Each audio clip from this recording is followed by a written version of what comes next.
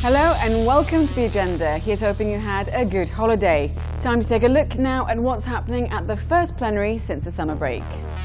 In its efforts to show solidarity with Ukraine, is the EU poking the bear?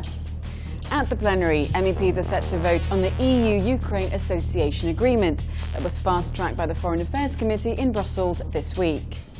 The agreement creates a free trade zone between the EU and Ukraine by giving free market access and abolishes important export duties. But how will Russia retaliate if the trade deal goes through? It's already under a barrage of sanctions as the international community tries to get it to withdraw from Ukraine. Is another Iraq war on the way?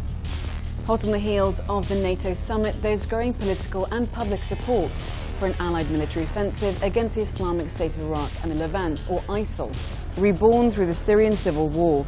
In their bid to establish an Islamic caliphate across Syria and Iraq, ISIL has killed, butchered and displaced thousands of Assyrian Christians, Yazidis and Shia minorities. MEPs will discuss the ongoing situation in Iraq and Syria, as well as the role the EU can play following the recent Gaza war. Where will all the money go? That is the question. In Strasbourg, the Council will present its final draft budget for 2015. Is an almighty fuss on the cards? Member States weren't happy that the Commission, in its original proposal, had increased commitments and payments.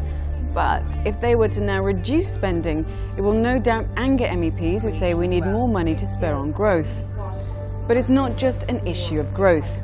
The EU has debts of over 23 billion euros due to unpaid bills that have rolled over and eaten up funding of key programmes. If the 2015 budget is reduced, critics say the same is on the cards. And finally, the EU fund for helping people laid off get back into work will also be discussed at the plenary. Under the European Adjustment Fund, businesses and member states can apply for EU funding to help workers retrain, get mentored, get educated, to help find their next job. At the plenary, applications will be heard from companies in Romania, Spain and the Netherlands. And that's all we have for this agenda. Take care and see you in Strasbourg.